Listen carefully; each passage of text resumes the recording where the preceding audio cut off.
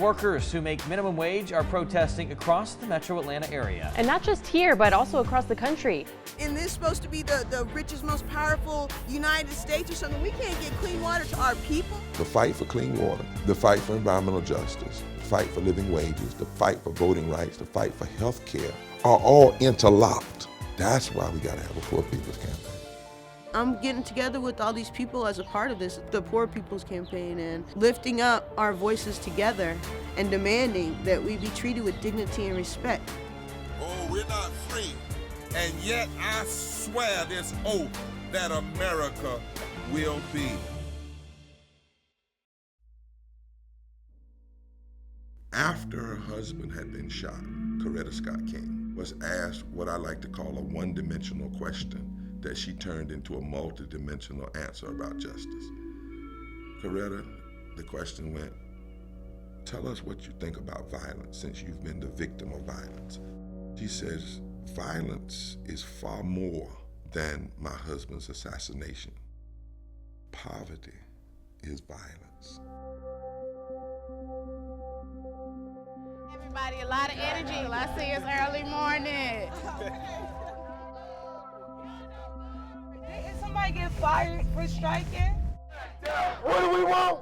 15! When do we want it? Now! What do we want? 15! When do we want it? Now! We want our rights, and we want them now. Nobody in this country should have to work 2 jobs and still can't afford a place to live and can't afford child care. This is slavery. That's what it is. And we'll say it's time to end slavery in America once and for all. What do we do? All around the world today, there are over 360 cities that are participating in this National Day of Strike. We have brothers and sisters everywhere, all over this world, who are standing with us saying, enough is enough. How can we as a country have it where people are serving food to us daily, but they can't even afford to put food on their tables? That is immoral.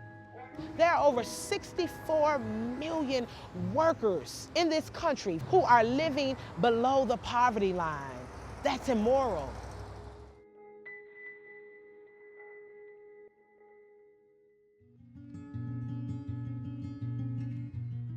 I grew up in Grace Harbor County.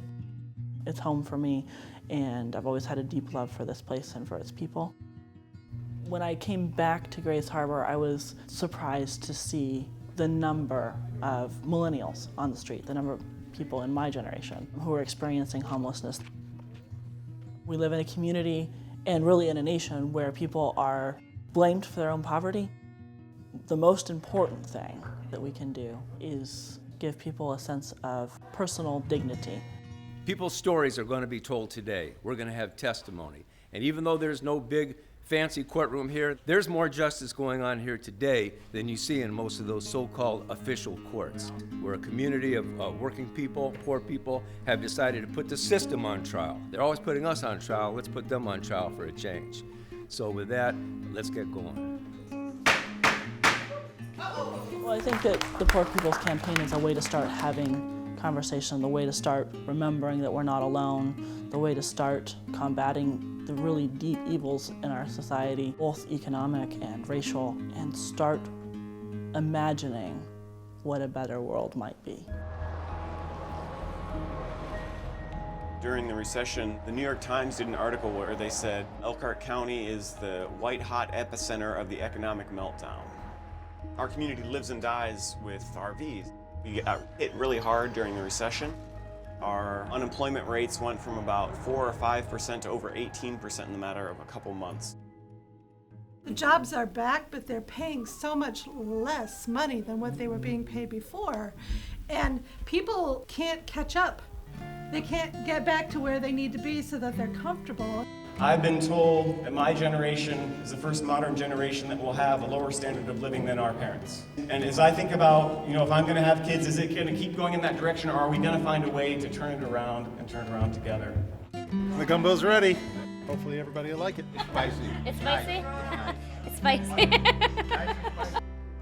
This tour is connecting with folks across the country we can have that connection, that we're not alone, that doesn't depend on just one or two people, but there's something that's growing, there's a movement that is really for all of us.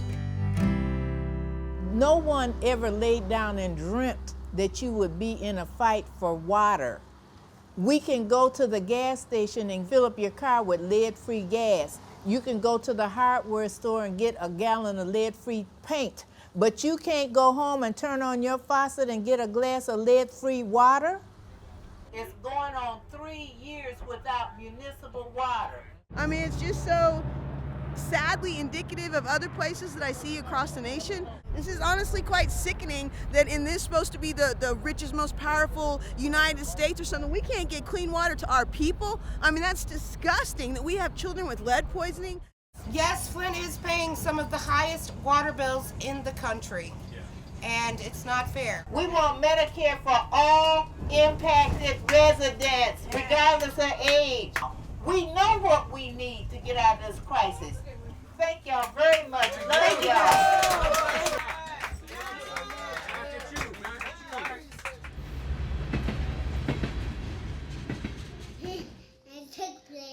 Okay, and then you have to give it to Abby. No, just keep going. Do this. Make a ball. About 4 years ago, we learned that there was petroleum coke, which is this black stuff that was being stored along the banks of the Calumet River. It was noticeable, right? Like the dirt wouldn't just wash out, and it would stick to the skin. In the back of my house, how the wind would carry that powder, it would actually come in through these back windows and stick to the inside. We started to post information on Facebook. Other people started to post information about who the Koch brothers were and about, a just transition from fossil fuels to renewable energy. And we're like, you know what? Like, this is not far-fetched. Like, this is actually something that people are working on across the country, across the globe. And we took on the fight here for environmental justice. I myself have been sick. I've been diagnosed with asthma as an adult, and we know that it's directly related to the pollution that's in our community. Where is the proof? Where is the proof? I'm sick, Your Honor. My children are sick. Water is life, Your Honor. They deserve clean water, Your Honor. After years of fighting for pet coke to be banned, we actually won regulations in the city of Chicago. We decided that we're gonna do something different here, and because we deserve it, because we matter. And I think that is the spirit of the Poor People's Campaign, is just saying it ends with me. We're gonna have a different community, a different neighborhood. What's disgusting? Union busting. What? What's disgusting? Union busting. This fight is as old as when the slaves were forced to work all day for nothing. And that's why I say often that any form of work that doesn't pay a living wage is a pseudo form of slavery. And for those who tell us we want too much too soon, it took us 400 years to get from 0 to 725. I know you don't think we're gonna wait another 400 years. The shame of America is to have the highest gross national product in the world, but the highest disparity between the wealthy and poor.